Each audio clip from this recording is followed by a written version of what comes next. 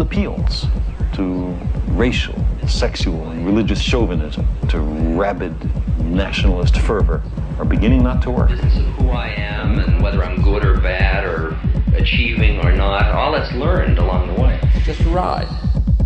And we can change it anytime we want. It's only a choice. No effort, no work, no job, no savings of money. I realized that I had the game wrong.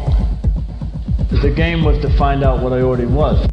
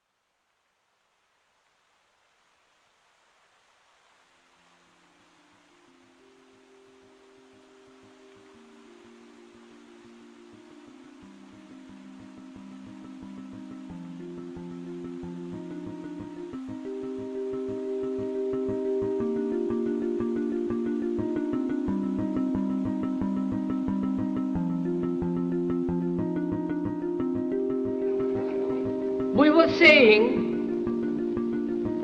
how very important it is to bring about in the human mind the radical revolution. The crisis is a crisis in consciousness,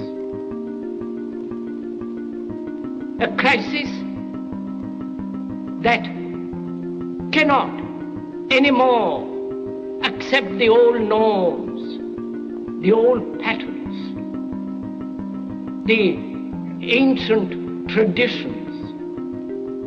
And considering what the world is now, with all the misery, conflict,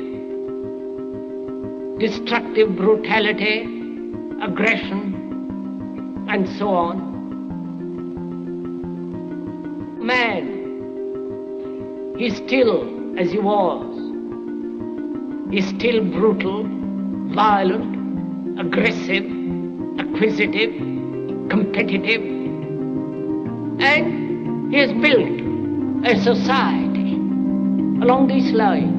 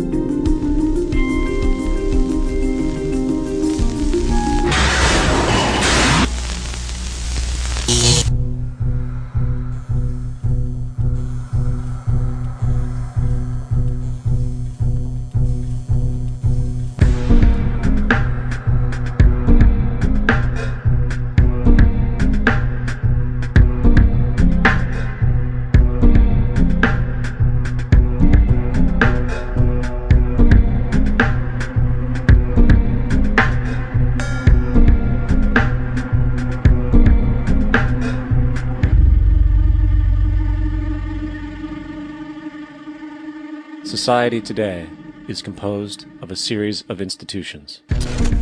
From political institutions, legal institutions, religious institutions, to institutions of social class, familial values, and occupational specialization.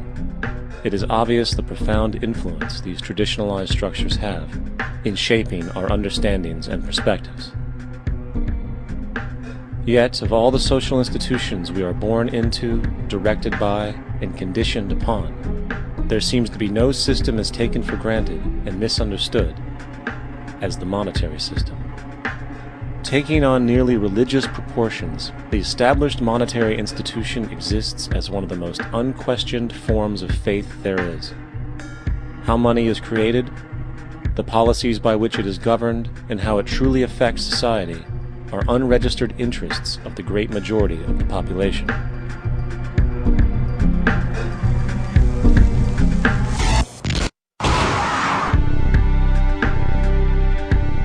In a world where 1% of the population owns 40% of the planet's wealth, in a world where 34,000 children die every single day from poverty and preventable diseases, and where 50% of the world's population lives on less than $2 a day, one thing is clear: something is very wrong. And whether we are aware of it or not, the lifeblood of all of our established institutions, and thus society itself, is money. Therefore, understanding this institution of monetary policy is critical to understanding why our lives are the way they are. Unfortunately, economics is often viewed with confusion and boredom. Endless streams of financial jargon coupled with intimidating mathematics quickly deters people from attempts at understanding it. However, the fact is, the complexity associated with the financial system is a mere mask, designed to conceal one of the most socially paralyzing structures humanity has ever endured.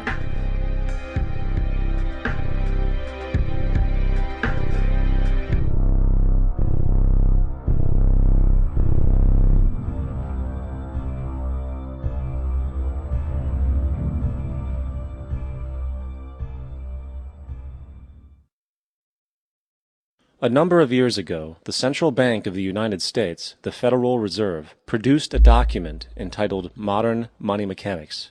This publication detailed the institutionalized practice of money creation as utilized by the Federal Reserve and the web of global commercial banks it supports. On the opening page, the document states its objective. The purpose of this booklet is to describe the basic process of money creation in a fractional reserve banking system. It then proceeds to describe this fractional reserve process through various banking terminology, a translation of which goes something like this.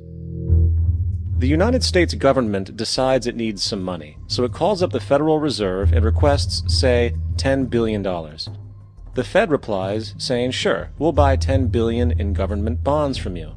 So the government takes some pieces of paper, paints some official-looking designs on them, and calls them treasury bonds. Then it puts a value on these bonds to the sum of $10 billion and sends them over to the Fed. In turn, the people at the Fed draw up a bunch of impressive pieces of paper themselves, only this time calling them Federal Reserve notes, also designating a value of $10 billion to the set. The Fed then takes these notes and trades them for the bonds. Once this exchange is complete, the government then takes the $10 billion in Federal Reserve notes and deposits it into a bank account. And upon this deposit, the paper notes officially become legal tender money, adding $10 billion to the U.S. money supply. And there it is. $10 billion in new money has been created. Of course, this example is a generalization, for, in reality, this transaction would occur electronically, with no paper used at all. In fact, only 3% of the U.S. money supply exists in physical currency. The other 97% essentially exists in computers alone. Now, government bonds are, by design, instruments of debt, and when the Fed purchases these bonds, with money it essentially created out of thin air, the government is actually promising to pay back that money to the Fed. In other words, the money was created out of debt. This mind-numbing paradox of how money or value can be created out of debt or a liability will become more clear as we further this exercise. So, the exchange has been made and now $10 billion sits in a commercial bank account. Here's where it gets really interesting. For as based on the fractional reserve practice, that $10 billion deposit instantly becomes part of the bank's reserves, just as all deposits do. And regarding reserve requirements, as stated in Modern Money Mechanics, a bank must maintain legally required reserves equal to a prescribed percentage of its deposits. It then quantifies this by stating, under current regulations, the reserve requirement against most transaction accounts is 10%. This means that with a $10 billion deposit, 10% or $1 billion is held as the required reserve, while the other $9 billion is considered an excessive reserve and can be used as the basis for new loans. Now, it is logical to assume that this $9 billion is literally coming out of the existing $10 billion deposit. However, this is actually not the case. What really happens is that the $9 billion is simply created out of thin air on top of the existing $10 billion deposit. This is how the money supply is expanded. As stated in Modern Money Mechanics, of course they, the banks, do not really pay out loans from the money they receive as deposits. If they did this, no additional money would be created. What they do when they make loans is to accept promissory notes, loan contracts, in exchange for credits, money, to the borrower's transaction accounts. In other words, the $9 billion can be created out of nothing simply because there is a demand for such a loan and that there is a $10 billion deposit to satisfy the reserve requirements. Now, let's assume that somebody walks into this bank and borrows the newly available $9 billion. They will then most likely take that money and deposit it into their own bank account. The process then repeats, for that deposit becomes part of the bank's reserves. 10% is isolated, and in turn 90% of the $9 billion, or $8.1 billion, is now available as newly created money for more loans. And, of course, that 8.1 can be loaned out and redeposited, creating an additional 7.2 billion, to 6.5 billion, to 5.9 billion, etc. This deposit money creation loan cycle can technically go on to infinity. The average mathematical result is that about $90 billion can be created on top of the original $10 billion. In other words, for every deposit that ever occurs in the banking system, about 9 times that amount can be created out of thin air. Money jitters. Ask the obliging Bank of America for a jar of soothing instant money, M-O-N-E-Y, in the form of a convenient personal loan. So, now that we understand how money is created by this fractional reserve banking system, a logical yet elusive question might come to mind. What is actually giving this newly created money value? The answer? The money that already exists. The new money essentially steals value from the existing money supply. For the total pool of money is being increased irrespective to demand for goods and services. And as supply and demand finds equilibrium, prices rise, diminishing the purchasing power of each individual dollar. This is generally referred to as inflation, and inflation is essentially a hidden tax on the public. What is the advice that you generally get? And that is, inflate the currency. They don't say debase the currency. They don't say devalue the currency. They don't say cheat the people who are saved. They say lower the interest rates. The real deception is when we distort the value of money. When we create money out of thin air, we have no savings, and yet there's so-called capital. So my question boils down to this: how in the world can we expect to solve the problems of inflation, that is, the increase in the supply of money, with more inflation? Of course, it can't. The fractional reserve system of monetary expansion is inherently inflationary. For the act of expanding the money supply, without there being a proportional expansion of goods and services in the economy, will always debase a currency. In fact, a quick glance at the historical values of the US dollar versus the money supply reflects this point definitively, for the inverse relationship is obvious. $1 in 1913 required $21.60 in 2007 to match value. That is a 96% devaluation since the Federal Reserve came into existence.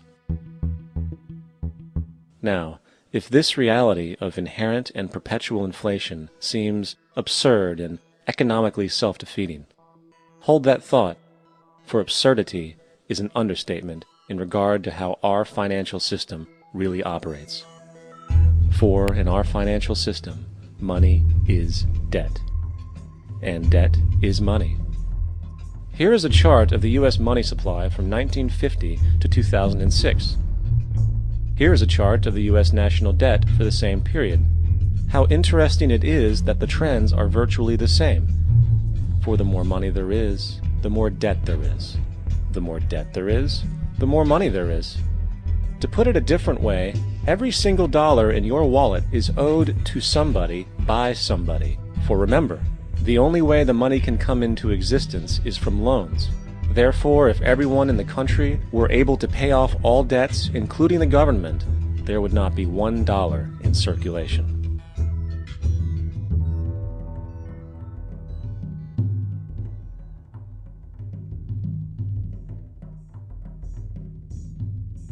In fact, the last time in American history the national debt was completely paid off was in 1835 after President Andrew Jackson shut down the central bank that preceded the Federal Reserve. In fact, Jackson's entire political platform essentially revolved around his commitment to shut down the central bank, stating at one point, "The bold efforts the present bank has made to control the government are but premonitions of the fate that awaits the American people should they be deluded into a perpetuation of this institution or the establishment of another like it." Unfortunately, his message was short-lived, and the international bankers succeeded to install another central bank in 1913, the Federal Reserve.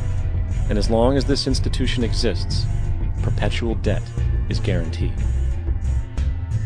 Now, so far we have discussed the reality that money is created out of debt, through loans. These loans are based on a bank's reserves, and reserves are derived from deposits. And through this fractional reserve system, any one deposit can create 9 times its original value, in turn debasing the existing money supply, raising prices in society.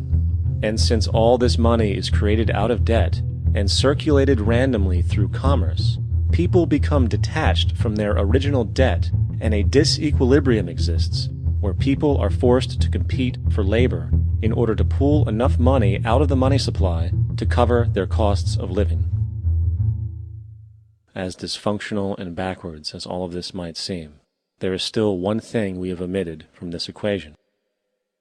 And it is this element of the structure which reveals the truly fraudulent nature of the system itself: the application of interest.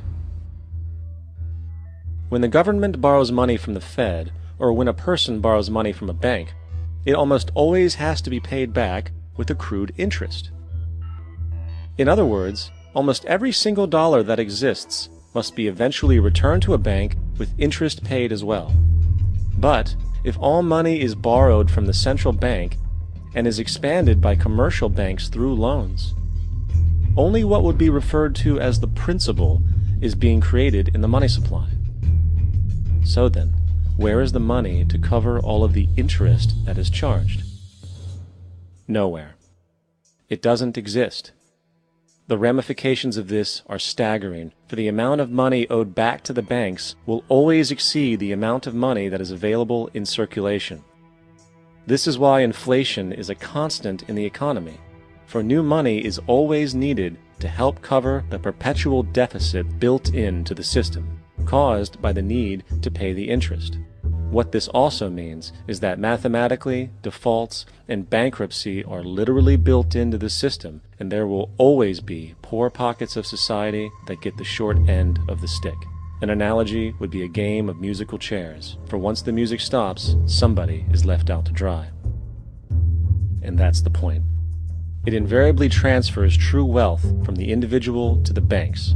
For if you are unable to pay for your mortgage, they will take your property. This is particularly enraging when you realize that not only is such a default inevitable due to the fractional reserve practice, but also because of the fact that the money that the bank loaned to you didn't even legally exist in the first place. In 1969, there was a Minnesota court case involving a man named Jerome Daly, who was challenging the foreclosure of his home by the bank which provided the loan to purchase it. His argument was that the mortgage contract required both parties, being he and the bank, each put up a legitimate form of property for the exchange. In legal language, this is called consideration. Mr. Daly explained that the money was, in fact, not the property of the bank, for it was created out of nothing as soon as the loan agreement was signed. Remember what modern money mechanics stated about loans? What they do when they make loans is to accept promissory notes in exchange for credits. Reserves are unchanged by the loan transactions, but deposit credits constitute new additions to the total deposits of the banking system. In other words, the money doesn't come out of their existing assets. The bank is simply inventing it, putting up nothing of its own, except for a theoretical liability on paper. As the court case progressed, the bank's president, Mr. Morgan, took the stand, and in the judge's personal memorandum, he recalled that the plaintiff, bank's president, admitted that, in combination with the Federal Reserve Bank, did create the money and credit upon its books by bookkeeping entry. The money and credit first came into existence when they created it. Mr. Morgan admitted that no United States law or statute existed which gave him the right to do this. A lawful consideration must exist and be tendered to support the note. The jury found that there was no lawful consideration, and I agree. He also poetically added, "Only God can create something of value out of nothing." And upon this revelation, the court rejected the bank's claim for foreclosure, and Daley kept his home. The implications of this court decision are immense. For every time you borrow money from a bank, whether it is a mortgage loan or a credit card charge, the money given to you is not only counterfeit, it is an illegitimate form of consideration, and hence voids the contract to repay, for the bank never had the money as property to begin with. Unfortunately, such legal realizations are suppressed and ignored, and the game of perpetual wealth transfer and perpetual debt continues. And this brings us to the ultimate question: why? During the American Civil War, President Lincoln bypassed the high-interest loans offered by the European banks and decided to do what the Founding Fathers advocated, which was to create an independent and inherently debt-free currency. It was called the greenback. Shortly after this measure was taken, an internal document circulated between private British and American banking interests stated, "Slavery is but the owning of labor, and carries with it the care of laborers, while the European plan is that capital shall control labor by controlling wages. This can be done by controlling the money. It will not do to allow the greenback, as we cannot control that." The fractional reserve policy perpetrated by the Federal Reserve, which has spread in practice to the great majority of banks in the world, is, in fact, a system of modern slavery. Think about it. Money is created out of debt. And what do people do when they are in debt? They submit to employment to pay it off. But if money can only be created out of loans, how can society ever be debt-free? It can't. And that's the point. And it is the fear of losing assets coupled with the struggle to keep up with the perpetual debt and inflation inherent in the system, compounded by the inescapable scarcity within the money supply itself, created by the interest that can never be repaid, that keeps the wage slave in line, running on the hamster wheel with millions of others, in effect powering an empire that truly benefits only the elite at the top of the pyramid. For, at the end of the day, who are you really working for? The banks. Money is created in a bank and invariably ends up in a bank. They are the true masters, along with the corporations and governments they support. Physical slavery requires people to be housed and fed. Economic slavery requires people to feed and house themselves. It is one of the most ingenious scams for social manipulation ever created, and at its core, it is an invisible war against the population. Debt is the weapon used to conquer and enslave societies, and interest is its prime ammunition. And as the majority walks around oblivious to this reality, the banks, in collusion with governments and corporations, continue to perfect and expand their tactics of economic warfare, spawning new bases, such as the World Bank and International Monetary Fund, while also inventing a new type of soldier, the birth of the economic hitman.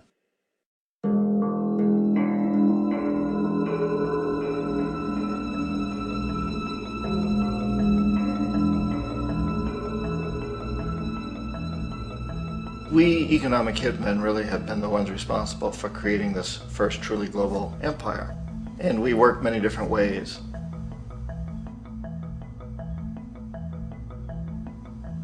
But perhaps the most common is that we will identify a country that has resources our corporations covet, like oil, and then arrange a huge loan to that country from the World Bank or one of its sister organizations. But the money never actually goes to the country. Instead, it goes to our big corporations to build infrastructure projects in that country, power plants, industrial parks, ports, things that benefit a few rich people in that country, in addition to our corporations, but really don't help the majority of the people at all. However, those people, the whole country is left holding a huge debt. It's such a big debt they can't repay it, and that's part of the plan, that they can't repay it. And so at some point, we economic hitmen go back to them and say, listen, you owe us a lot of money, can't pay your debts, so sell your oil real cheap to our oil companies. Allow us to build a military base in your country, or send troops in support of ours to someplace in the world like Iraq, or vote with us on the next UN vote. To have their electric utility company privatized and their water and sewage system privatized and sold to U.S. corporations or other multinational corporations. So there was that whole mushrooming thing, and it's so typical of the way the IMF and the World Bank work, that you put a country in debt, it's such a big debt it can't pay it, and then you offer to refinance that debt and pay even more interest. And you demand this quid pro quo, which you call a conditionality or good governance, which means basically that they've got to sell off their resources, including many of their social services, their utility companies, their school systems sometimes, their penal systems, their insurance systems, to foreign corporations. So it's a double, triple, quadruple whammy.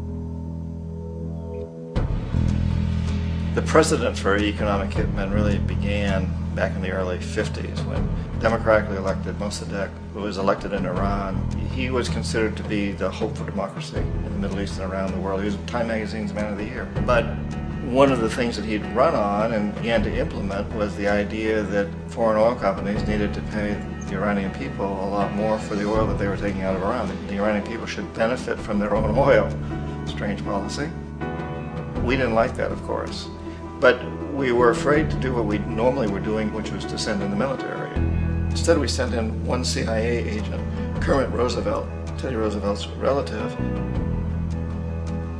And Kermit went in with a few $1 million and was very, very effective and efficient. And in a short amount of time, he managed to get Mossadegh overthrown and brought in the Shah of Iran to replace him, who always was favorable to oil. And it was extremely effective. Mobs overflow Tehran. Army officers shout that Mossadegh has surrendered and his regime as virtual dictator of Iran is ended. Pictures of the Shah are paraded through the streets as sentiment reverses. The Shah is welcomed home. So back here in the United States, in Washington, people looked around and said, wow, that was easy and cheap. So this established a whole new way of manipulating countries, of creating empire. The only problem with Roosevelt was that he was a card-carrying CIA agent, and had he been caught, the ramifications could have been pretty serious. So very quickly at that point, the decision was made to use private consultants to channel the money through the World Bank or the IMF or one of the other such agencies, to bring in people like me who worked for private companies, so that if we got caught, there would be no governmental ramifications.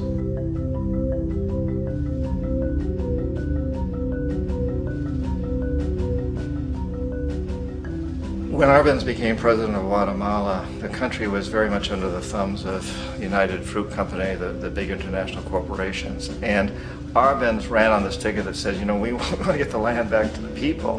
And once he took power, he was implementing policies that would do exactly that, give the land rights back to the people. United Fruit didn't like that very much. And so they hired a public relations firm, launched a huge campaign in the United States to convince the United States people, the citizens of the United States, and the press of the United States, and the Congress of the United States, that Arbenz was a Soviet puppet, and that if we allowed him to stay in power, the Soviets would have a foothold in this hemisphere. And that, at that point in time, was a huge fear on everybody's mind, the Red Terror, the Communist Terror. And so, to make a long story short, Out of this public relations campaign came a commitment on the part of the CIA and the military to take this man out. And in fact, we did. We sent in planes, we sent in soldiers, we sent in jackals, we sent everything in to take him out, and did take him out. And as soon as he was removed from office, the new guy that took over after him basically reinstated everything to the big international corporations, including United Fruit.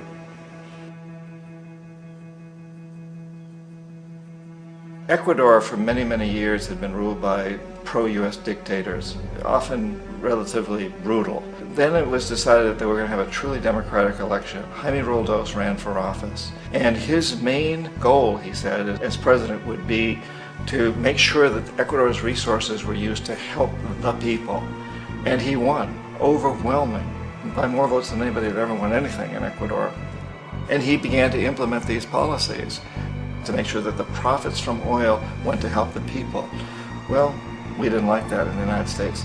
I was sent down as one of several economic hitmen to change Roldos, to corrupt him, to bring him around, to let him know, okay, you can get very rich, you and your family, if you play our game, but if you continue to try to keep these policies you've promised, you're going to go.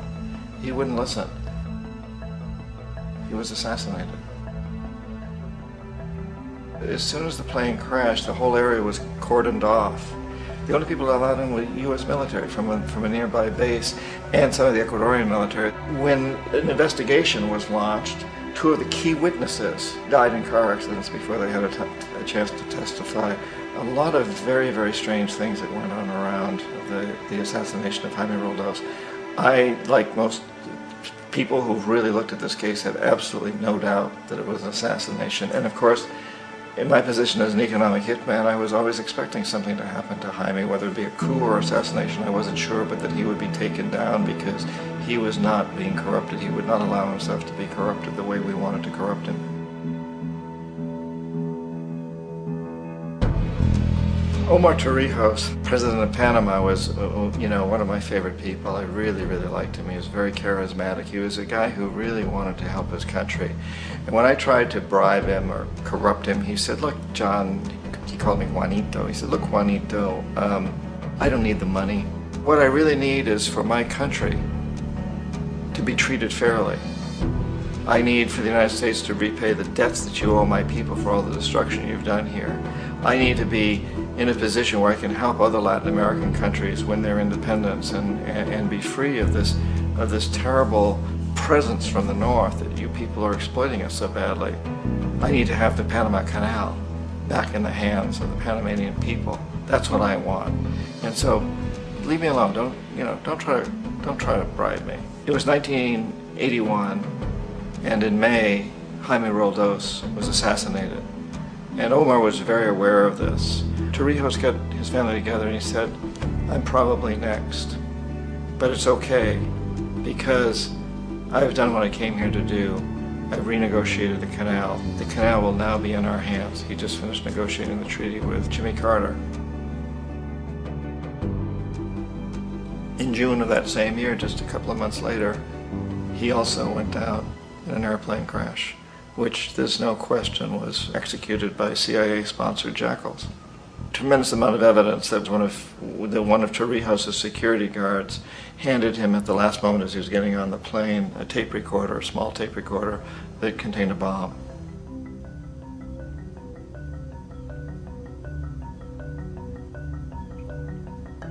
It is interesting to me how this system has continued pretty much the same way for years and years and years, except the economic hitmen have got better and better and better.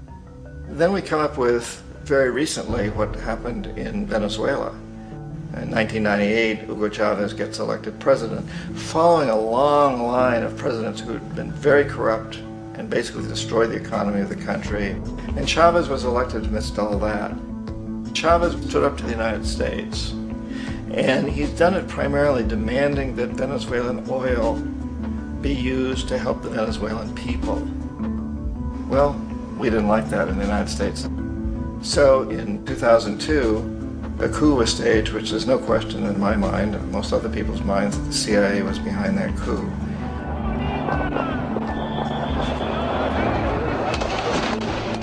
The way that that coup was fomented was very reflective of what Kermit Roosevelt had done in Iran, of paying people to go out into the streets, to riot, to protest, to say this Chavez is very unpopular. You know, if you can get a few thousand people to do that in television, and can make it look like it's the whole country, and things start to mushroom. Except in the case of Chavez, he was smart enough, and the people were so strongly behind him that they overcame it, which was a phenomenal moment in the history of Latin America.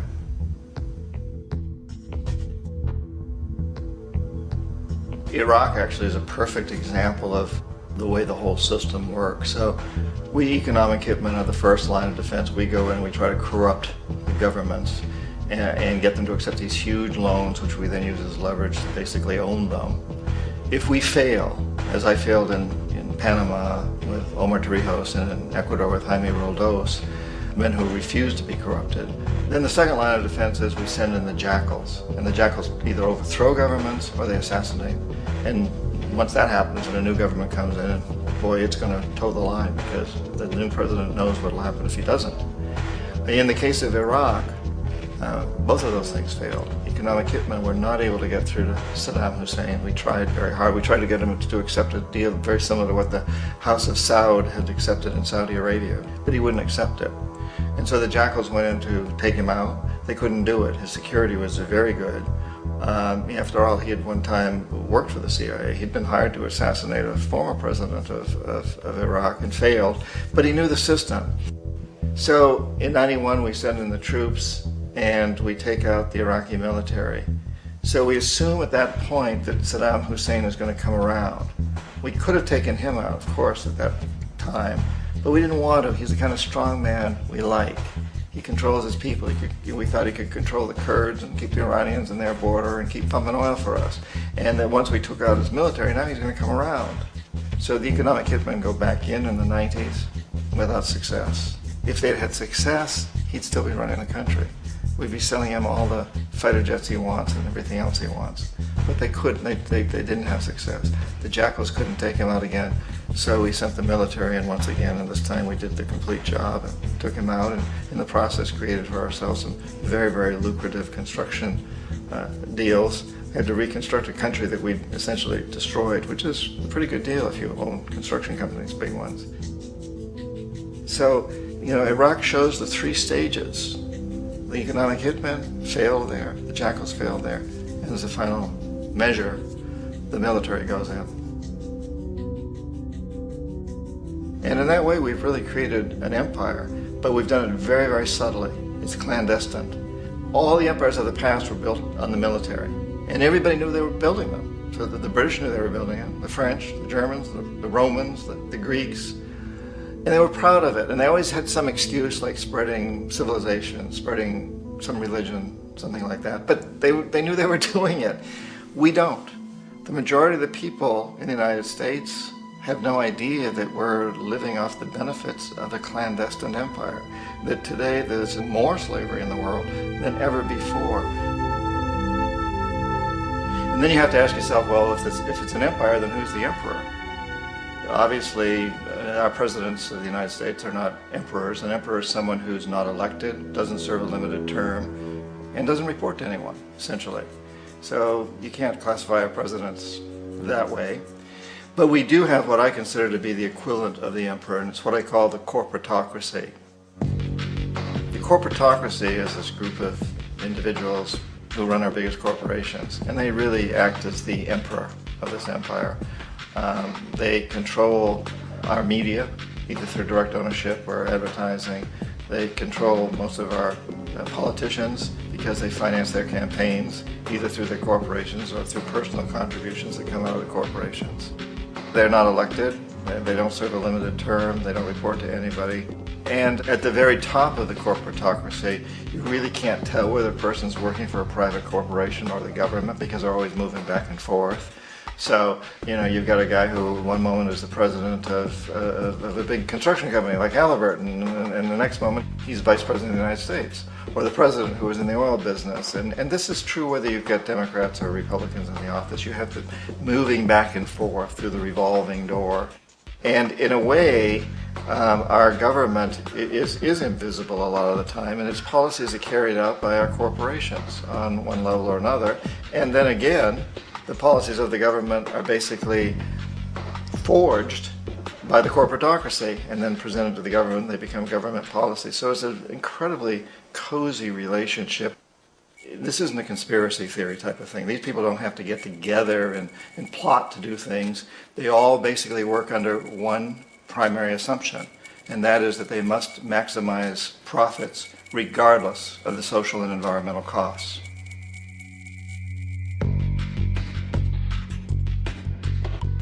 This process of manipulation by the corporatocracy through the use of debt, bribery, and political overthrow is called globalization. Just as the Federal Reserve keeps the American public in a position of indentured servitude through perpetual debt, inflation, and interest, the World Bank and IMF serve this role on a global scale. The basic scam is simple. Put a country in debt either by its own indiscretion or through corrupting the leader of that country, then impose conditionalities or structural adjustment policies, often consisting of the following. Currency devaluation. When the value of a currency drops, so does everything valued in it. This makes indigenous resources available to predator countries at a fraction of their worth. Large funding cuts for social programs. These usually include education and healthcare, compromising the well-being and integrity of the society, leaving the public vulnerable to exploitation. Privatization of state-owned enterprises. This means that socially important systems can be purchased and regulated by foreign corporations for profit. For example, in 1999, the World Bank insisted that the Bolivian government sell the public water system of its third largest city to a subsidy of the U.S. corporation Bechtel. As soon as this occurred, water bills for the already impoverished local residents skyrocketed. It wasn't until after a full-blown revolt by the people that the Bechtel contract was nullified. Then there is trade liberalization, or the opening up of the economy through removing any restrictions on foreign trade. This allows for a number of abusive economic manifestations, such as transnational corporations bringing in their own mass-produced products, undercutting the indigenous production and ruining local economies. An example is Jamaica, which, after accepting loans and conditionalities from the World Bank, lost its largest cash crop markets due to competition with Western imports. Today, countless farmers are out of work, for they are unable to compete with the large corporations. Another variation is the creation of numerous seemingly unnoticed, unregulated, inhumane sweatshop factories, which take advantage of the imposed economic hardship. Additionally, due to production deregulation, environmental destruction is perpetual, as a country's resources are often exploited by the indifferent corporations while outputting large amounts of deliberate pollution. The largest environmental lawsuit in the history of the world today is being brought on behalf of 30,000 Ecuadorian Amazonian people against Texaco, which is now owned by Chevron. So today it's against Chevron, but for activities conducted by Texaco. Estimated to be more than 18 times what the Exxon Valdez dumped into the coast of Alaska. In the case of Ecuador, it wasn't an accident. The oil companies did it intentionally. They knew they were doing it to save money out there rather than arranging for proper disposal. Furthermore, a cursory glance at the performance record of the World Bank reveals that the institution, which publicly claims to help poor countries develop and alleviate poverty, has done nothing but increase poverty and the wealth gap, while corporate profits soar. In 1960, the income gap between the fifth of the world's people in the richest countries versus the fifth in the poorest countries was 30 to 1. By 1998, it was 74 to 1. While global GNP rose 40% between 1970 and 1985, those in poverty actually increased by 17%. While from 1985 to 2000, those living on less than $1 a day increased by 18%. Even the Joint Economic Committee of the U.S. Congress admitted that there is a mere 40% success rate of all World Bank projects. In the late 1960s, the World Bank intervened in Ecuador with large loans. During the next 30 years, poverty grew from 50% to 70%. Under or unemployment grew from 15 to 70%. Public debt increased from 240 million to 16 billion, while the share of resources allocated to the poor went from 20% to 6%. In fact, by the year 2000, 50% of Ecuador's national budget had to be allocated for paying its debts. It is important to understand the World Bank is, in fact, a U.S. bank, supporting U.S. interests. For the United States holds veto power over decisions, as it is the largest provider of capital. And where did it get this money? You guessed it. It made it out of thin air through the fractional reserve banking system. Of the world's top 100 economies, as based on annual GDP, 51 are corporations, and 47 of that 51 are U.S.-based. Walmart, General Motors, and Exxon are more economically powerful than Saudi Arabia, Poland, Norway, South Africa, Finland, Indonesia, and many others. And, as protective trade barriers are broken down, currencies tossed together and manipulated in floating markets, and state economies overturned in favor of open competition and global capitalism, the empire expands. You get up on your little 21-inch screen and howl about America and democracy. There is no America. There is no democracy.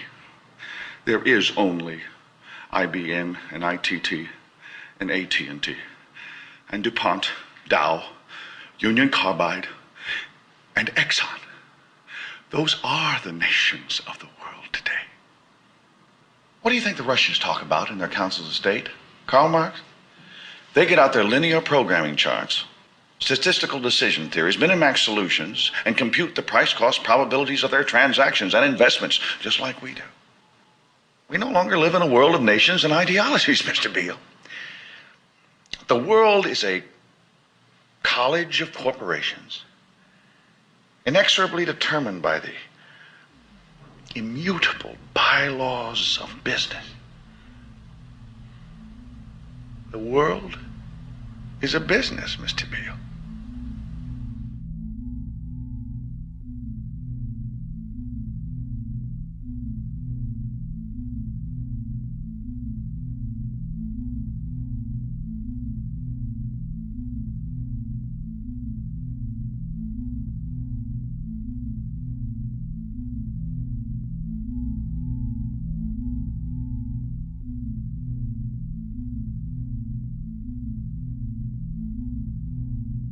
The world is being taken over by a handful of business powers who dominate the natural resources we need to live while controlling the money we need to obtain these resources. The end result will be world monopoly, based not on human life, but financial and corporate power. And as the inequality grows, naturally more and more people are becoming desperate. So the establishment was forced to come up with a new way to deal with anyone who challenges the system. So they gave birth to the terrorist. The term terrorist is an empty distinction, designed for any person or group who chooses to challenge the establishment. This isn't to be confused with the fictional Al-Qaeda, which was actually the name of a computer database for the US-supported Mujahideen in the 1980s.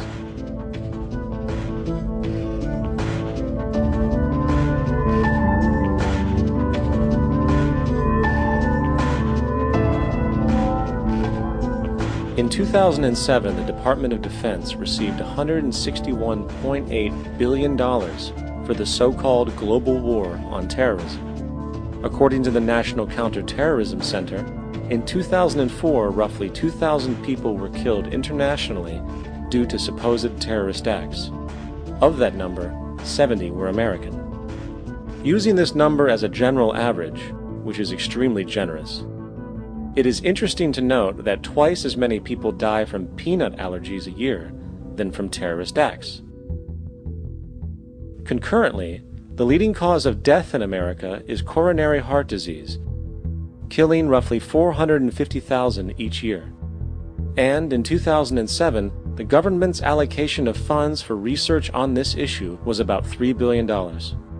This means that the U.S. government in 2007 spent 54 times the amount for preventing terrorism than it spent for preventing a disease which kills 6,600 times more people annually than terrorism does. Yet, as the name terrorism and Al-Qaeda are arbitrarily stamped on every news report relating to any action taken against U.S. interests, the myth grows wider.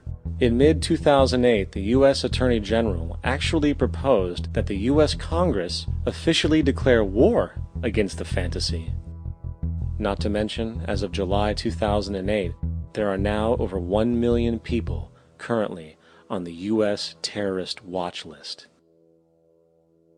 These so-called counterterrorism measures, of course, have nothing to do with social protection, and everything to do with preserving the establishment amongst the growing anti-American sentiment both domestically and internationally, which is legitimately founded on the greed-based corporate empire expansion that is exploiting the world.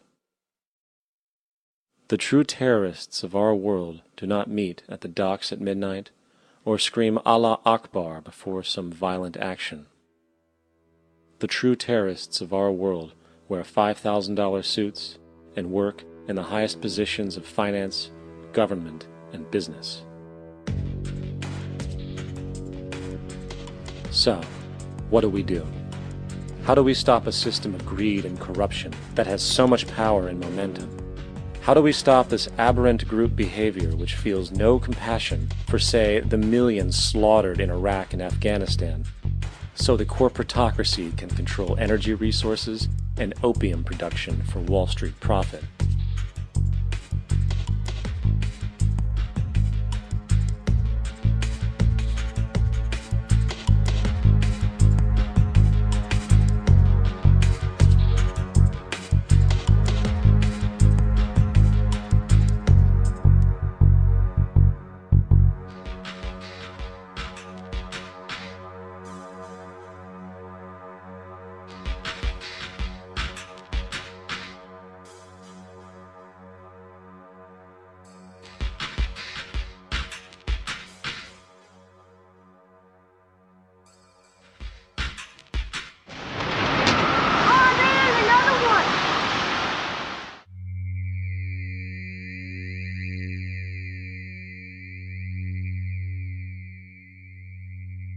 How do we stop a system of greed and corruption that condemns poor populations to sweatshop slavery for the benefit of Madison Avenue? Or that engineers false flag terror attacks for the sake of manipulation? Or that generates built-in modes of social operation which are inherently exploitative?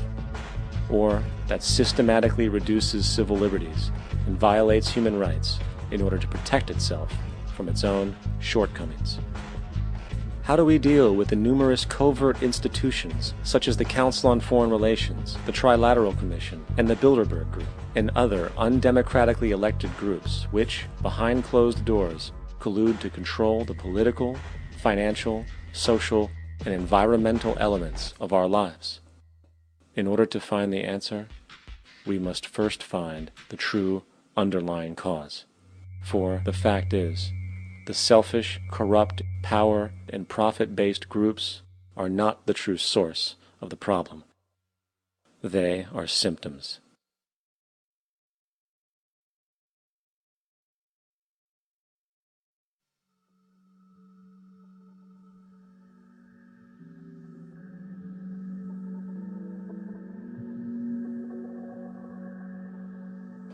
My name is Jock Fresco.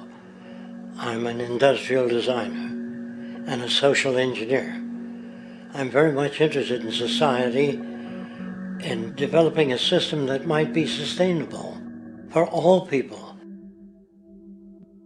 First of all, the word corruption is a monetary invention. That aberrant behavior that's disruptive to the well-being of people, Well, you're dealing with human behavior. And human behavior appears to be environmentally determined, meaning if you were raised by the Seminole Indians as a baby, never saw anything else, you'd hold that value system. And this goes for nations, it goes for individuals, for families.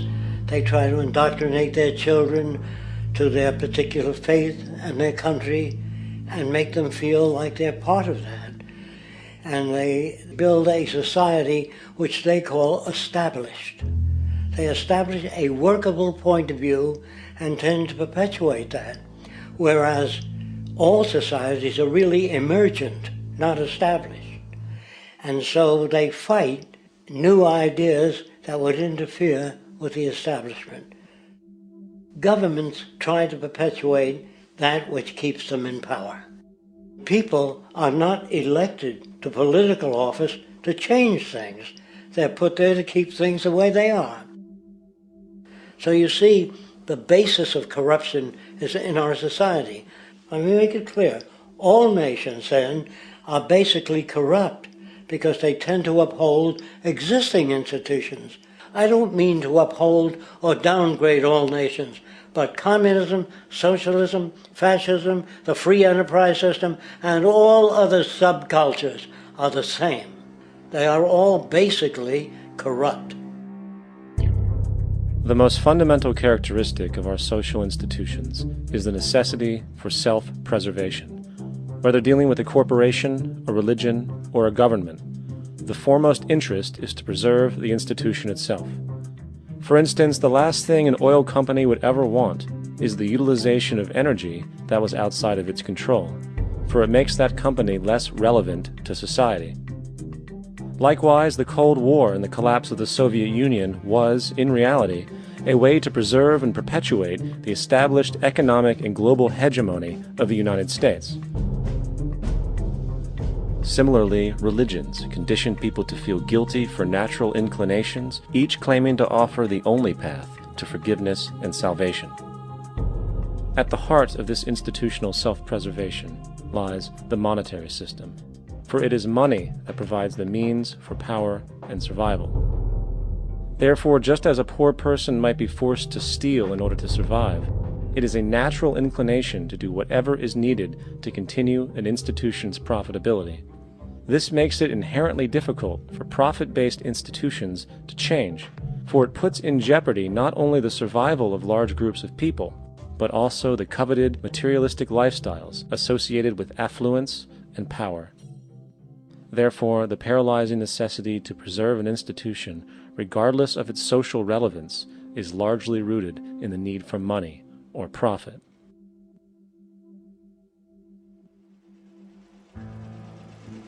What's in it for me is why people think. And so if a man makes money selling a certain product, naturally he's going to fight the existence of another product that may threaten his institution. Therefore, people cannot be fair, and people do not trust each other. A guy will come over to you and say, I got just the house you're looking for. He's a salesman. When a doctor says, I think your kidney has to come out, I don't know if he's trying to pay off a yacht or whether my kidney has to come out. It's hard in a monetary system to trust people. If you came into my store and I said, this lamp that I've got is pretty good, but the lamp next door is much better, I wouldn't be in business very long. It wouldn't work. If I were ethical, it wouldn't work. So when you say industry cares for people, that's not true. They can't afford to be ethical. So your system is not designed to serve the well-being of people. If you still don't understand that, there would be no outsourcing of jobs if they cared about people. Industry does not care. They only hire people because it hasn't been automated yet. So don't talk about decency and ethics. We cannot afford it and remain in business. It is important to point out that regardless of the social system, whether fascist, socialist, capitalist, or communist, the underlying mechanism is still money, labor, and competition. Communist China is no less capitalistic than the United States, The only difference is the degree by which the state intervenes in enterprise. The reality is that monetaryism, so to speak, is the true mechanism that guides the interests of all the countries on the planet. The most aggressive and hence dominant variation of this monetaryism is the free enterprise system. The fundamental perspective as put forth by early free market economists like Adam Smith is that self-interest in competition leads to social prosperity, as the act of competition creates incentive which motivates people to persevere.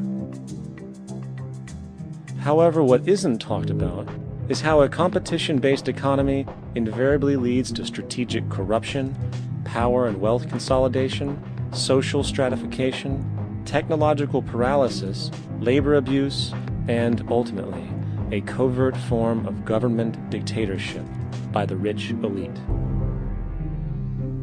The word corruption is often defined as moral perversion. If a company dumps toxic waste into the ocean to save money, most people recognize this as corrupt behavior.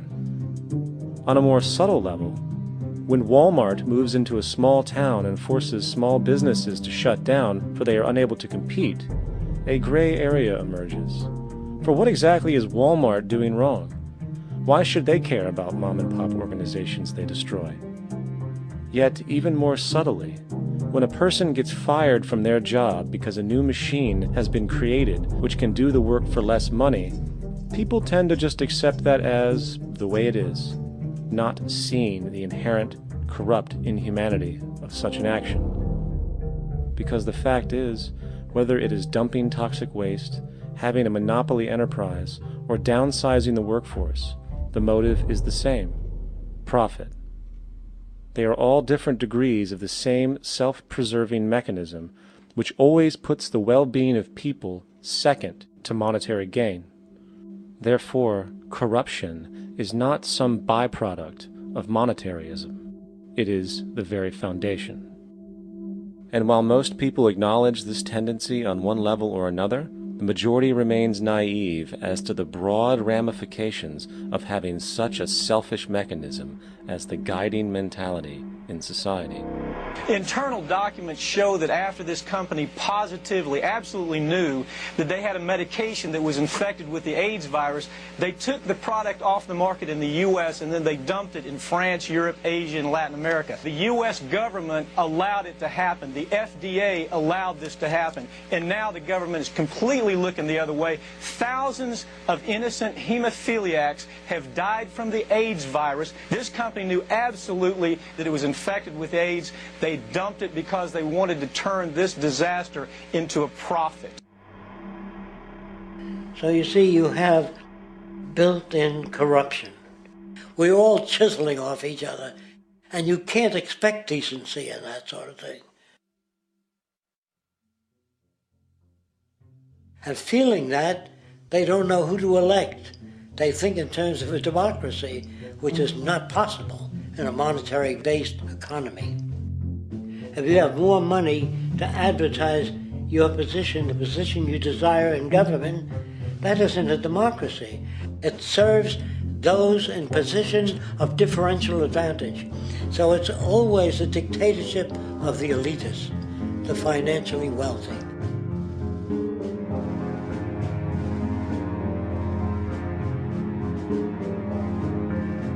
It is an interesting observation to note how seemingly unknown personalities magically appear on the scene as presidential candidates.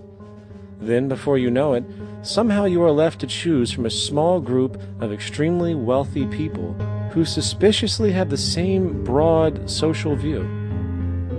Obviously, it's a joke.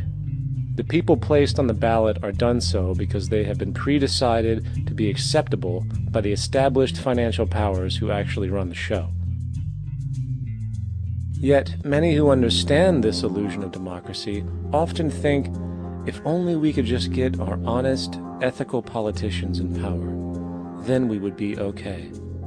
Well, while this idea, of course, seems reasonable in our established-oriented worldview, it is, unfortunately, another fallacy. For when it really comes down to what is actually important, the institution of politics, and thus politicians themselves, have absolutely no true relevance as to what makes our world and society function. It's not politicians that can solve problems. They have no technical capabilities. They don't know how to solve problems. Even if they were sincere, they don't know how to solve problems. It's the technicians that produce the desalination plants.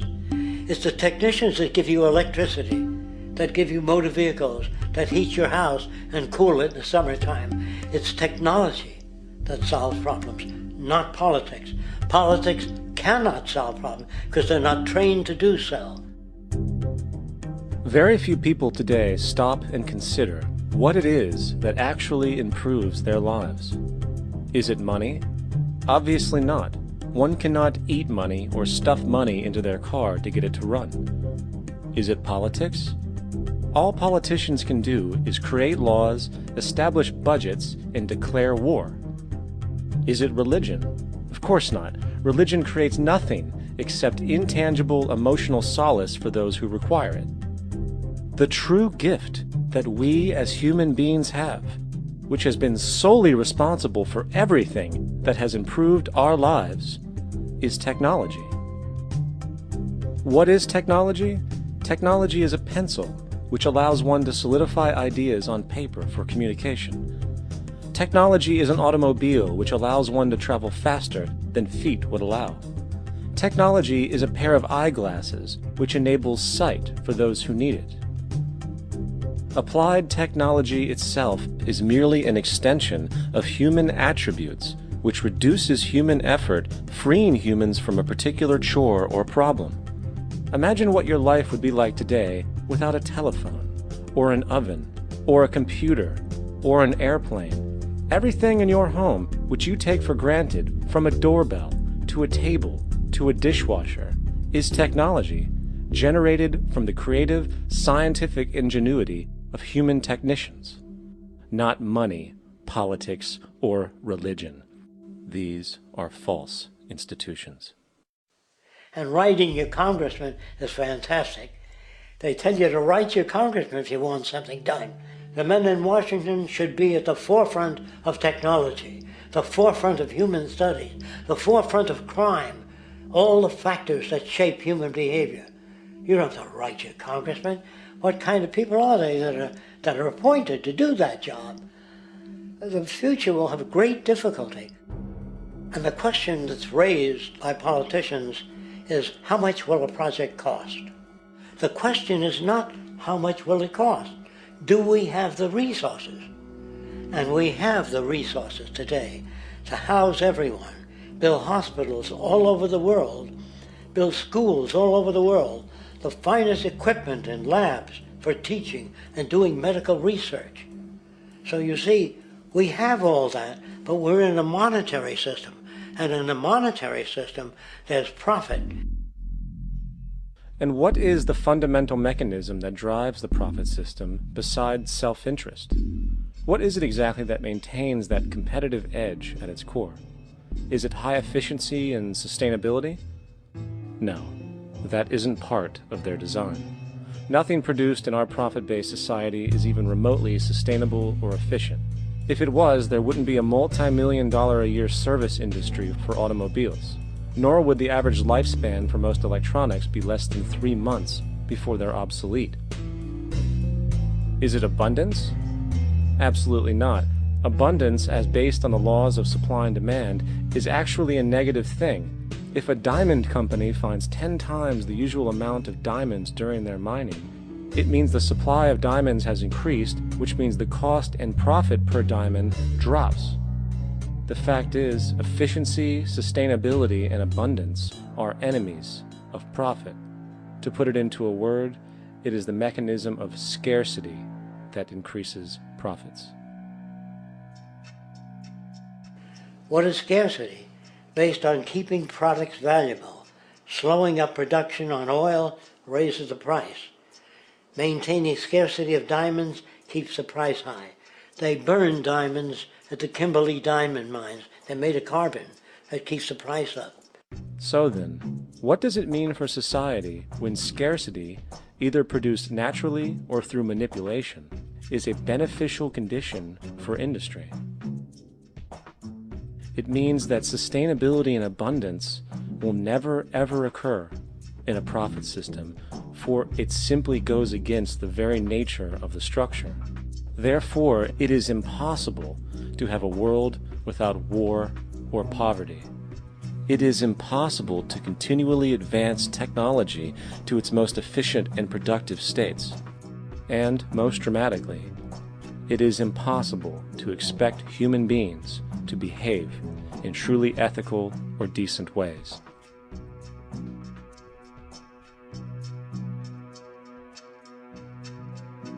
People use the word instinct because they can't account for the behavior.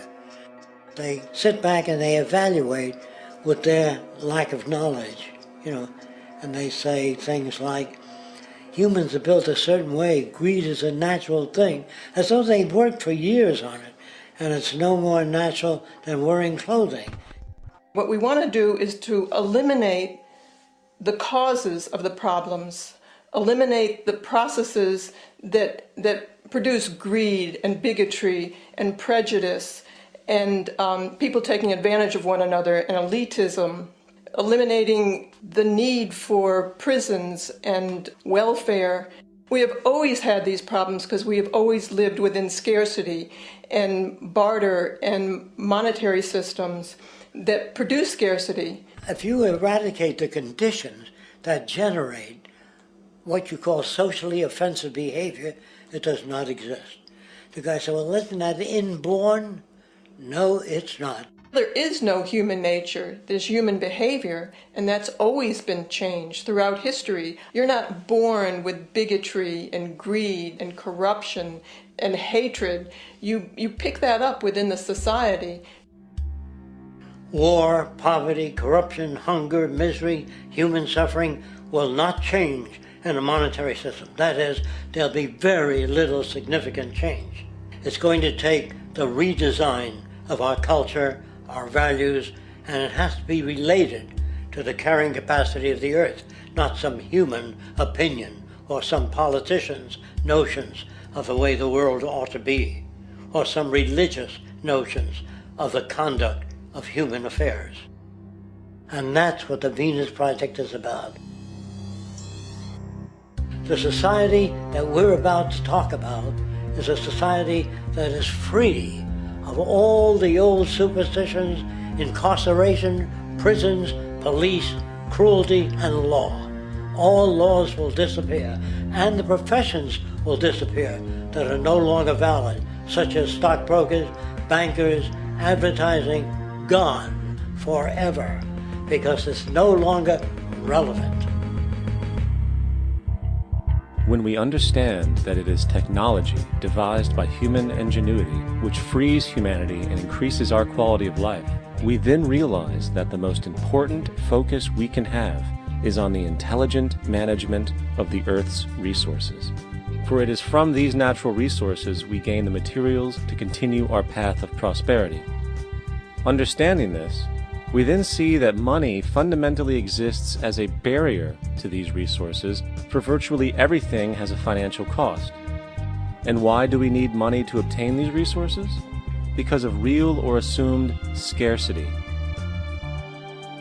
We don't usually pay for air and tap water because it is in such high abundance, selling it would be pointless. So then, logically speaking, if resources and technologies applicable to creating everything in our societies, such as houses, cities, and transportation, were in high enough abundance, there would be no reason to sell anything. Likewise, if automation and machinery was so technologically advanced as to relieve human beings of labor, there would be no reason to have a job. And with these social aspects taken care of, there would be no reason to have money at all. So the ultimate question remains: do we on Earth have enough resources and technological understanding to create a society of such abundance that everything we have now could be available without a price tag and without the need for submission through employment? Yes, we do. We have the resources and technology to enable this at a minimum, along with the ability to raise the standard of living so high that people in the future will look back at our civilization now and gawk at how primitive and immature our society was. What the Venus Project proposes is an entirely different system that's updated to present-day knowledge. We've never given scientists the problem of how do you design a society which would eliminate boring and monotonous jobs, that would eliminate accidents in transportation, that would enable people to have a high standard of living, that would eliminate poisons in our food, that would give us other sources of energy that are clean and efficient. We can do that out there.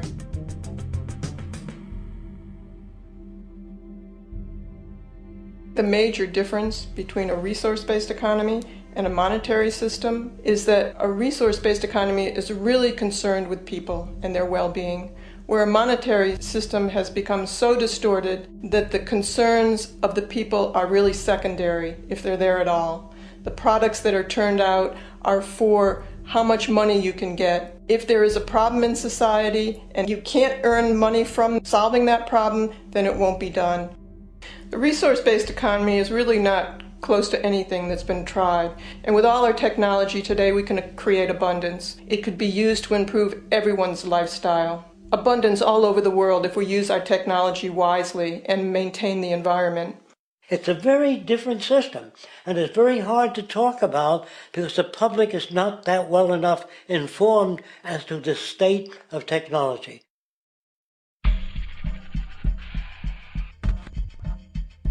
At present, we don't have to burn fossil fuels.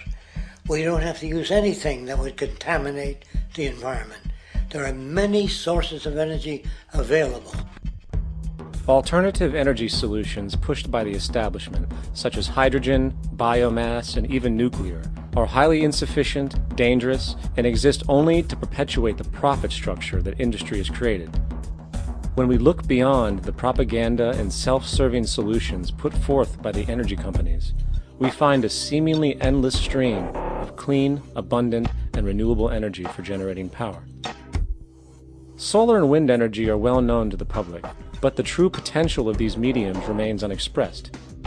Solar energy, derived from the sun, has such abundance that 1 hour of light at high noon contains more energy than what the entire world consumes in a year. If we could capture 1/100% of this energy, the world would never have to use oil, gas, or anything else. The question then is not availability, but the technology to harness it. And there are many advanced mediums today which could accomplish just that, if they were not hindered by the need to compete for market share with the established energy power structures. Then there's wind energy. Wind energy has long been denounced as weak, and due to being location-driven, impractical. This is simply not true.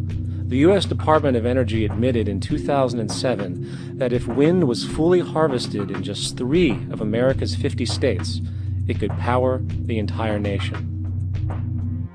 And then there are the rather unknown mediums of tidal and wave power. Tidal power is derived from tidal shifts in the ocean. Installing turbines which capture this movement generates energy. In the United Kingdom, 42 sites are currently noted as available, forecasting that 34% of all the UK's energy could come from tidal power alone.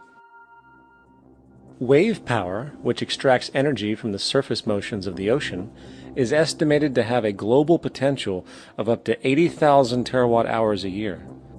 This means 50% of the entire planet's energy usage could be produced from this medium alone. Now, it is important to point out that tidal, wave, solar, and wind power requires virtually no preliminary energy to harness, unlike coal, oil, gas, biomass, hydrogen, and all the others. In combination, these 4 mediums alone, if efficiently harnessed through technology, could power the world forever. That being said, there happens to be another form of clean, renewable energy which trumps them all: geothermal power. Geothermal energy utilizes what is called heat mining, which, through a simple process using water, is able to generate massive amounts of clean energy. In 2006, an MIT report on geothermal energy found that 13,000 zettajoules of power are currently available in the Earth, with the possibility of 2,000 zettajoules being easily tappable with improved technology. The total energy consumption of all the countries on the planet is about half of a zettajoule a year. This means about 4,000 years of planetary power could be harnessed in this medium alone. And when we understand that the Earth's heat generation is constantly renewed, this energy is really limitless and could be used forever. These energy sources are only a few of the clean, renewable mediums available, and as time goes on, we will find more. The grand realization is that we have total energy abundance without the need for pollution, traditional conservation, or in fact, a price tag. And what about transportation? The prevailing means of transportation in our societies is by automobile and aircraft, both of which predominantly need fossil fuels to run. In the case of the automobile, the battery technology needed to power an electric car that can go over 100 miles an hour for over 200 miles on one charge exists, and has existed for many years. However, due to battery patents controlled by the oil industry, which limits their availability to maintain market share, coupled with political pressure from the energy industry, the accessibility and affordability of this technology is limited. There is absolutely no reason other than pure, corrupt profit interest that every single vehicle in the world cannot be electric and utterly clean, with zero need for gasoline.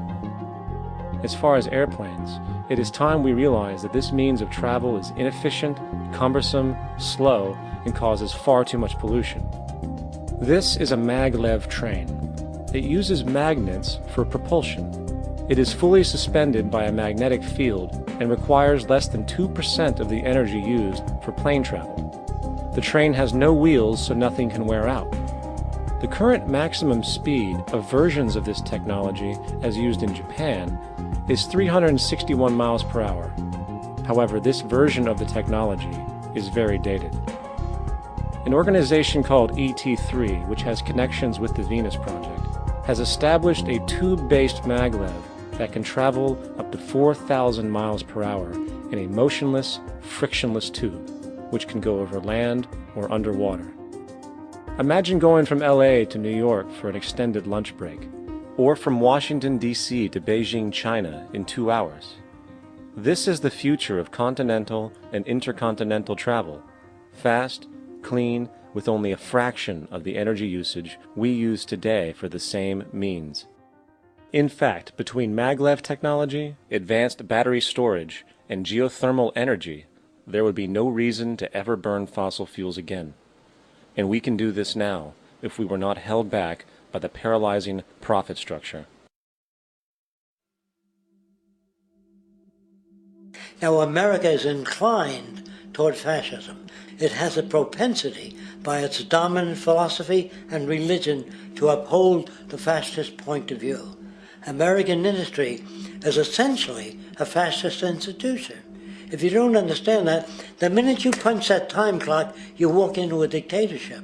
We're given notions about the respectability of work, and I really look at it as being paid slavery.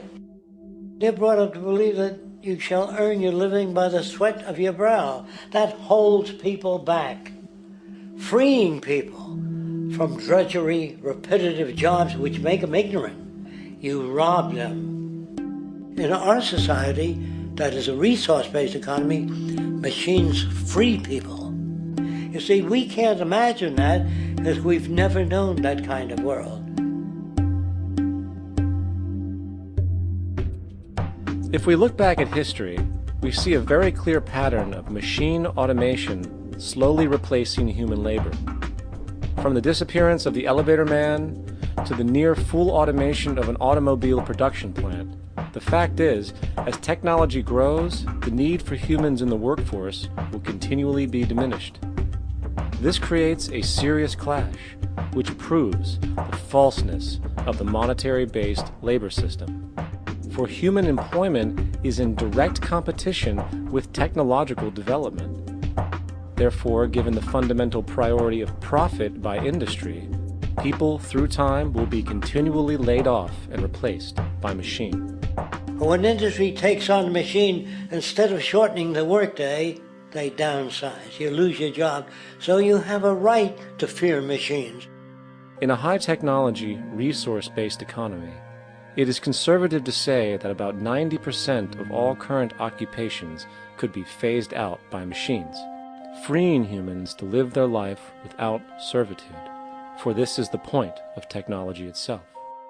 And through time, with nanotechnology and other highly advanced forms of science, it is not far-fetched to see how even complex medical procedures could be performed by machines as well, and based on the pattern, with much higher success rates than humans get today. The path is clear, but our monetary-based structure, which requires labor for income, blocks this progress, for humans need jobs in order to survive. The bottom line is that this system must go, or we will never be free, and technology will be constantly paralyzed. We have machines that clean out sewers. It frees a human being from doing that. So look at machines as extensions of human performance. Furthermore, many occupations today will have simply no basis to exist in a resource-based economy, such as anything associated with the management of money, advertising, along with the legal system itself. For without money, a great majority of the crimes that are committed today would never occur. Virtually all forms of crime are a consequence of the monetary system, either directly or by neuroses inflicted through financial deprivation. Therefore, laws themselves could eventually become extinct. Instead of putting up a sign, drive carefully, slippery when wet, put abrasive in the highway so it's not slippery when wet. And if a person gets in a car they're drunk and the car oscillates a great deal, there's a little pendulum that swings up and back, and that'll pull the car over to the side. Not a law solution. Put sonar and radar in automobiles so they can't hit one another. Man-made laws are attempts to deal with occurring problems, and not knowing how to solve them, they make a law. In the United States, the most privatized, capitalist country on the planet, it should come as no surprise that it also has the largest prison population in the world, growing every year. Statistically, most of these people are uneducated and come from poor, deprived societies. And, contrary to propaganda, it is this environmental conditioning which lures them into criminal and violent behavior. However, society looks the other way in regard to this point. The legal and prison systems are just more examples of how our society avoids examining the root causes of behavior. Billions are spent each year on prisons and police, while only a fraction is spent on programs for poverty, which is one of the most fundamental variables responsible for crime to begin with. And as long as we have an economic system which prefers and in fact creates scarcity and deprivation, crime will never go away.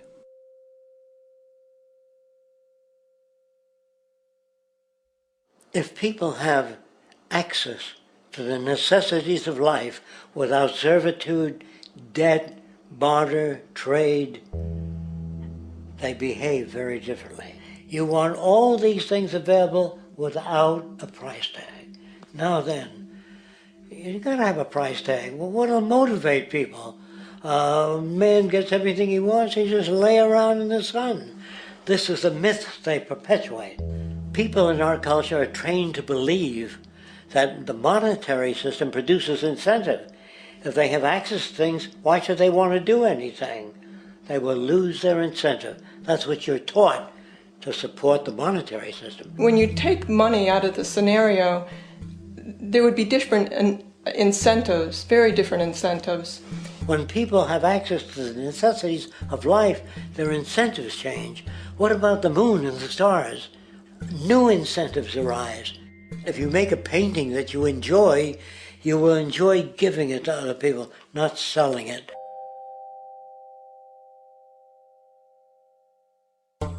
I think most of the education that I've seen today is essentially producing a person for a job. It's very specialized. They're not generalists. People don't know a lot about a lot of different subjects.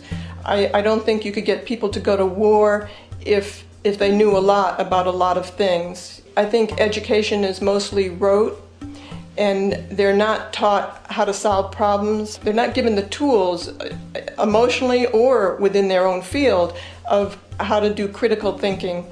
A resource-based economy, the education would be very different. Our society's major concern is mental development and to motivate each person to their highest potential. Because our philosophy is the smarter people are, the richer the world, because everybody becomes a contributor.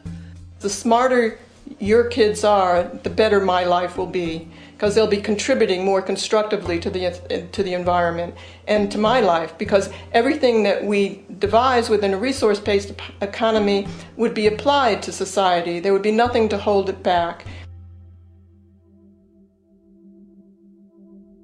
Patriotism, weapons, armies, navies, all that is a sign that we're not civilized yet.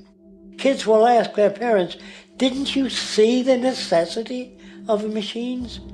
Dad, couldn't you see that war was inevitable when you produce scarcity? Isn't it obvious?"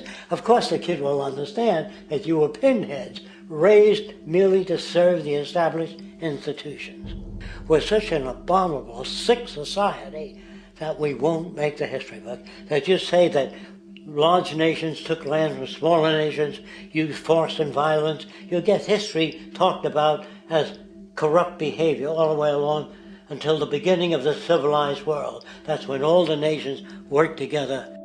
World unification, working toward common good for all human beings, and without anyone being subservient to anyone else. Without social stratification, whether it be technical elitism or any other kind of elitism, eradicated from the face of the earth. The state does nothing because there is no state. There is no state.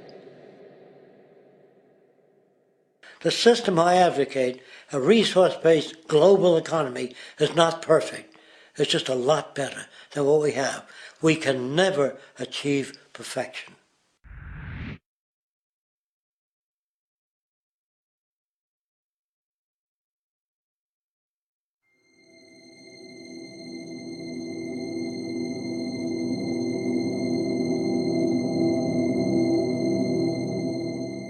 The social values of our society, which has manifested in perpetual warfare, corruption, oppressive laws, social stratification, irrelevant superstitions, environmental destruction, and a despotic, socially indifferent, profit-oriented ruling class, is fundamentally the result of a collective ignorance of two of the most basic insights humans can have about reality: the emergent and symbiotic aspects of natural law. The emergent nature of reality is that all systems, whether it is knowledge, society, technology, philosophy, or any other creation, will, when uninhibited, undergo fluid, perpetual change. What we consider commonplace today, such as modern communication and transportation, would have been unimaginable in ancient times. Likewise, the future will contain technologies, realizations, and social structures that we cannot even fathom in the present. We have gone from alchemy to chemistry, from a geocentric universe to a heliocentric, from believing that demons were the cause of illness to modern medicine. This development shows no sign of ending, and it is this awareness that aligns us and leads us on a continuous path to growth and progress. Static, empirical knowledge does not exist. Rather, it is the insight of the emergence of all systems we must recognize. This means we must be open to new information at all times, even if it threatens our current belief system and hence identities. Sadly, society today has failed to recognize this, and the established institutions continue to paralyze growth by preserving outdated social structures. Simultaneously, the population suffers from a fear of change, for their conditioning assumes a static identity, and challenging one's belief system usually results in insult and apprehension, for being wrong is erroneously associated with failure, when, in fact, to be proven wrong should be celebrated, for it is elevating someone to a new level of understanding, furthering awareness. The fact is, there is no such thing as a smart human being, for it is merely a matter of time before their ideas are updated, changed, or eradicated. And this tendency to blindly hold on to a belief system, sheltering it from new, possibly transforming information, is nothing less than a form of intellectual materialism. The monetary system perpetuates this materialism not only by its self-preserving structures, but also through the countless number of people who have been conditioned into blindly and thoughtlessly upholding these structures, therefore becoming self-appointed guardians of the status quo. Sheep, which no longer need a sheepdog to control them, for they control each other by ostracizing those who step out of the norm. This tendency to resist change and uphold existing institutions for the sake of identity, comfort, power, and profit is completely unsustainable and will only produce further imbalance, fragmentation, distortion, and invariably, destruction. It's time to change. From hunters and gatherers to the agricultural revolution to the industrial revolution, the pattern is clear. It is time for a new social system which reflects the understandings we have today. The monetary system is a product of a period of time where scarcity was a reality. Now, with the age of technology, it is no longer relevant to society. Gone with the aberrant behavior it manifests. Likewise, dominant worldviews, such as theistic religion, operate with the same social irrelevancy. Islam, Christianity, Judaism, Hinduism, and all of the others exist as barriers to personal and social growth, for each group perpetuates a closed worldview, and this finite understanding that they acknowledge is simply not possible in an emergent universe. Yet, religion has succeeded in shutting down the awareness of this emergence by instilling the psychological distortion of faith upon its followers, where logic and new information is rejected in favor of traditionalized, outdated beliefs.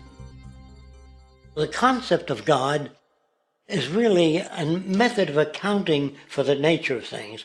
In the early days, people didn't know enough about how things formed, how nature worked, so they invented their own little stories.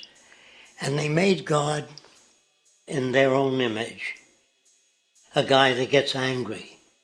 When people don't behave right, he creates floods and earthquakes. They say it's an act of God. A cursory glance at the suppressed history of religion reveals that even the foundational myths themselves are emergent culminations, developed through influence over time. For example, a cardinal doctrine of the Christian faith is the death and resurrection of Christ. This notion is so important that the Bible itself states, "And if Christ be not risen, then is our preaching vain, and your faith is also vain." Yet it is very difficult to take this account literally, for not only is there no primary source denoting this supernatural event in secular history, awareness of the enormous number of pre-Christian saviors who also died and were resurrected immediately puts the story in mythological territory by association. Early church figures such as Tertullian went to great lengths to break these associations, even claiming that the devil caused the similarities to occur, stating in the 2nd century, "The devil, whose business is to pervert the truth, mimics the exact circumstance of the divine sacraments. He baptizes his believers and promises forgiveness of sins. He celebrates the oblation of bread and brings in the symbol of the resurrection. Let us therefore acknowledge the craftiness of the devil, who copied certain things of those that be divine." What is truly sad, however, is that when we cease the idea that the stories from Christianity, Judaism, Islam, and all the others are literal history, and accept them for what they really are, which are purely allegorical expressions, derived from many faiths, we see that all religions share a common thread, and it is this unifying imperative that needs to be recognized and appreciated. Religious belief has caused more fragmentation and conflict than any other ideology.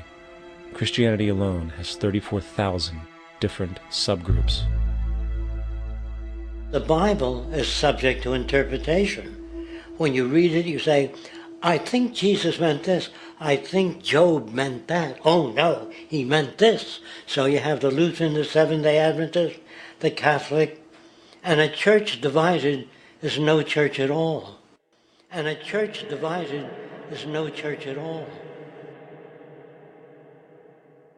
And this point on division, which is a trademark of all theistic religions, brings us to our second failure of awareness, the false assumption of separation through the rejection of the symbiotic relationship of life. Apart from the understanding that all natural systems are emergent, where all notions of reality will be constantly developed, altered, and even eradicated, we must also understand that all systems are, in fact, invented fragments, merely for the sake of conversation. For there is no such thing as independence in nature. The whole of nature is a unified system of interdependent variables, each a cause and a reaction, existing only as a concentrated whole. You don't see the plug connected to the environment, so it looks like we're free, wandering around. Take the oxygen away, we all die immediately. Take plant life away, we die. And without the sun, all the plants die. So we are connected. We really must take into account the totality. This isn't just a human experience on this planet. This is a total experience. And we know we can't survive without plants and animals. We know we can't survive without the four elements, And so when are we going to really start taking that into account? That's what it is to be successful. Success depends on how well we relate to everything around us.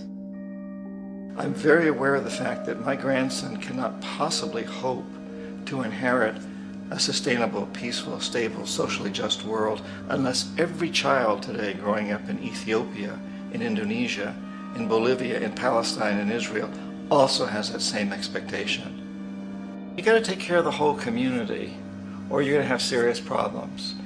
And now we have to see that the whole world is the community and we must all take care of each other that way. And it's not just a community of human beings. It's a community of plants and animals and elements. And we really need to understand that. That's what's going to bring us joy, too, and pleasure. That's what's missing in our lives right now. We can call it spirituality, but the fact of the matter is joy comes from that bliss of connectedness. That's our God spirit. That's that side of ourselves that really feels it. And you can feel it deep inside you. It's this amazing, wonderful feeling. And you know it when you get it. You don't get it from money. You get it from connection. Now, if that isn't a hazard to this country, how are we going to keep building nuclear weapons? You know what I mean? What's going to happen to the arms industry when we realize we're all one? It's going to fuck up the economy. The economy that's fake anyway. The economy that's fake anyway. The economy that's fake anyway. The economy that's fake anyway. The economy that's fake anyway. Which would be a real bummer. You can see why the government's cracking down on the idea of experiencing unconditional love.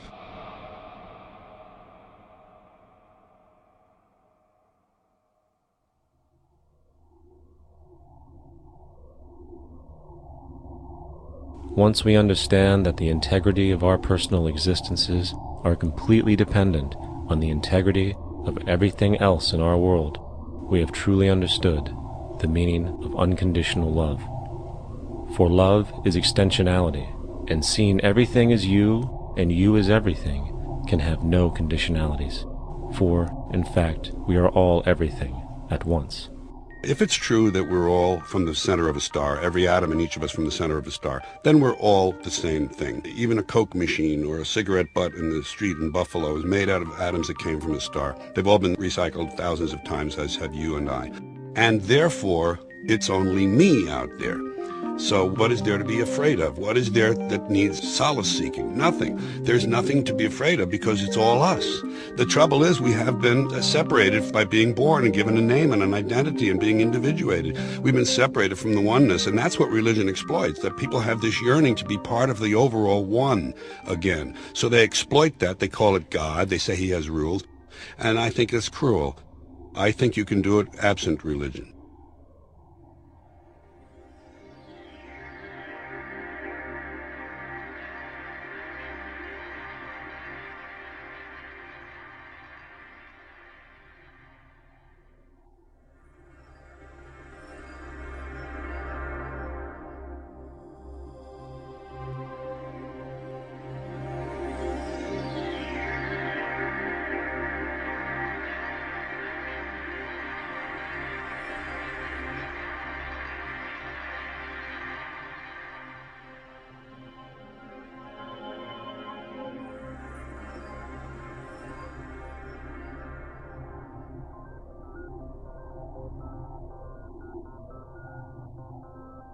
It's time to claim the unity our outmoded social systems have broken apart, and work together to create a sustainable global society where everyone is taken care of and everyone is truly free. Your personal beliefs, whatever they may be, are meaningless when it comes to the necessities of life. Every human being is born naked, needing warmth, food, water, shelter. Everything else is auxiliary. Therefore, the most important issue at hand is the intelligent management of the Earth's resources. This can never be accomplished in a monetary system, for the pursuit of profit is the pursuit of self-interest, and therefore imbalance is inherent. Simultaneously, politicians are useless, for our true problems in life are technical, not political. Furthermore, ideologies that separate humanity, such as religion, need strong reflection in the community in regard to its value, purpose, and social relevancy. Hopefully, through time, religion will lose its materialism and basis in superstition and move into the useful field of philosophy. The fact is, society today is backwards, with politicians constantly talking about protection and security rather than creation, unity, and progress. The U.S. alone now spends about $500 billion annually on defense. That is enough to send every high school senior in America to a 4-year college. In the 1940s, the Manhattan Project produced the first true weapon of mass destruction. This program employed 130,000 people at an extreme financial cost. Imagine what our life would be like today if that group of scientists, instead of working on a way of killing people, worked on a way to create a self-sustaining, abundant world. Life today would be very, very different if that was their goal. Instead of weapons of mass destruction, it is time to unleash something much more powerful. Weapons of mass creation. Our true divinity is in our ability to create, and armed with the understanding of the symbiotic connections of life, while being guided by the emergent nature of reality, there is nothing we cannot do or accomplish. Of course, we face strong barriers in the form of established power structures that refuse to change. At the heart of these structures is the monetary system. As explained earlier, the fractional reserve policy is a form of slavery through debt, where it is literally impossible for society to be free. In turn, free market capitalism in the form of free trade uses debt to imprison the world and manipulate countries into subservience to a handful of large business and political powers. Apart from these obvious amoralities, the system itself is based on competition, which immediately destroys the possibility of large-scale collaborations for the common good, hence paralyzing any attempt at true global sustainability. These financial and corporate structures are now obsolete, and they must be outgrown. Of course, we cannot be naive enough to think that the business and financial elite are going to subscribe to this idea, for they will lose power and control. Therefore, peaceful yet highly strategic action must be taken. The most powerful course of action is simple. We have to alter our behavior to force the power structure to the will of the people. We must stop supporting the system. The only way the establishment will change is by our refusal to participate, while continuously acknowledging its endless flaws and corruptions. They're not going to give up the monetary system because of our designs of what we recommend. The system has to fail, and people have to lose confidence in their elected leaders. That will be a major turning point if the Venus Project is offered as a possible alternative. If not, I fear the consequences. The trends now indicate that our country is going bankrupt. The probability is our country will move toward a military dictatorship to prevent riots and complete social breakdown. Once the U.S. breaks down, all the other cultures will undergo similar things. As of now, the world financial system is on the brink of collapse due to its own shortcomings. The Comptroller of Currency stated in 2003 that the interest on the U.S. national debt will not be affordable in less than 10 years. This theoretically means total bankruptcy for the U.S. economy, and its implications for the world are immense. In turn, the fractional reserve-based monetary system is reaching its theoretical limits of expansion, and the banking failures you are seeing are just the beginning. This is why inflation is skyrocketing, all debt is at record levels, and the government and Fed are hemorrhaging new money to bail out the corrupt system.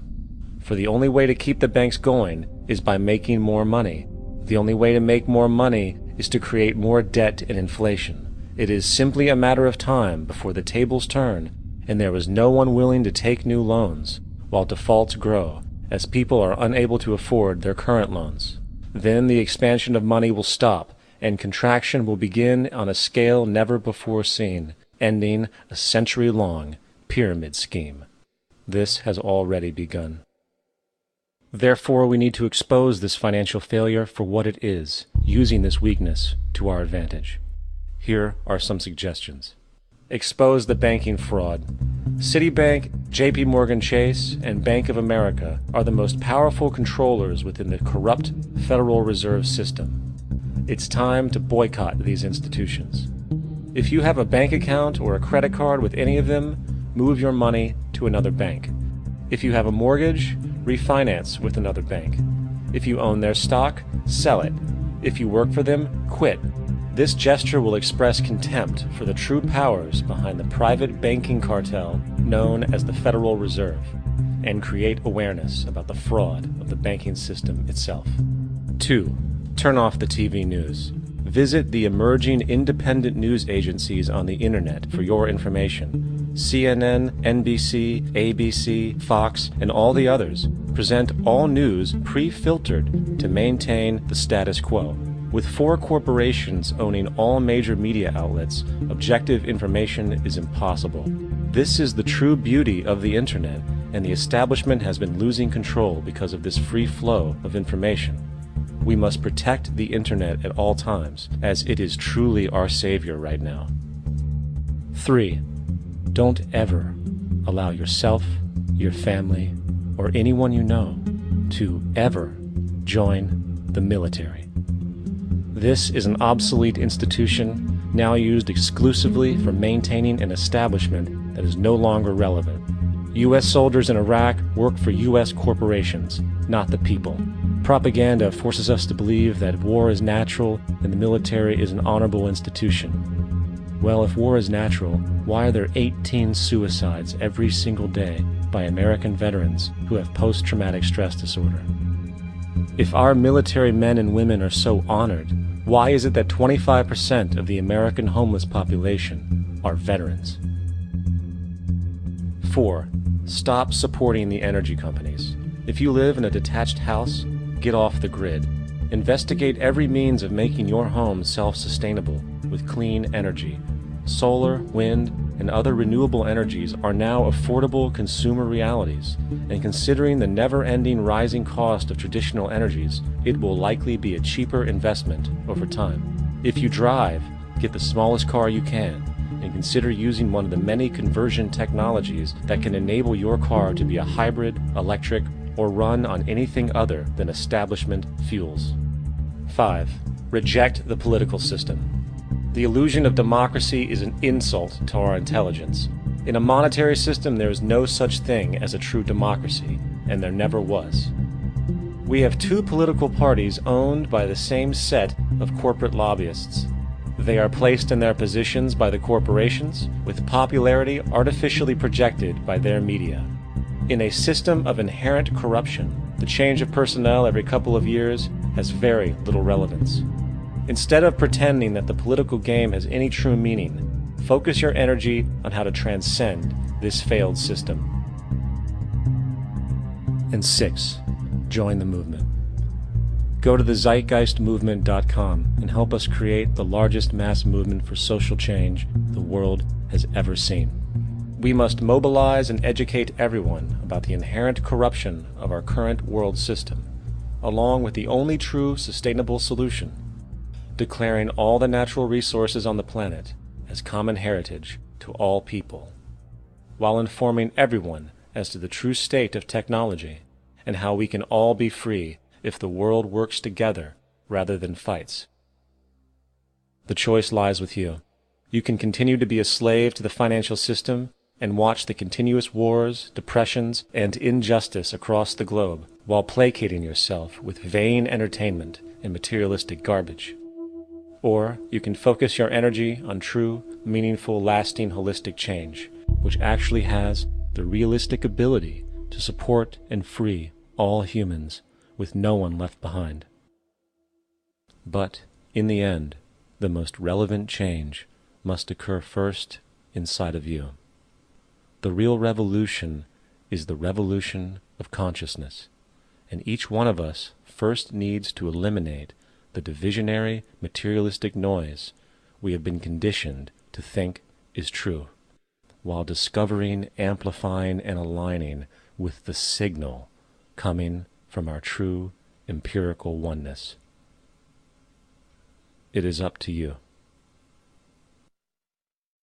What we are trying during all these discussions and talks here is to see if we cannot radically bring about a transformation of the mind. Not accept things as they are, but to understand it, to go into it, to examine it. Give your heart and your mind with everything that you have to find out a way of living differently.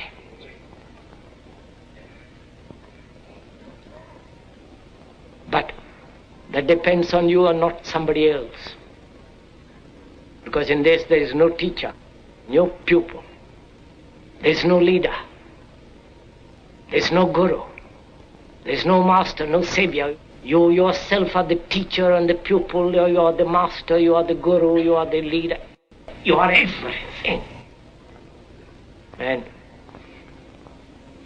to understand is to transform what is.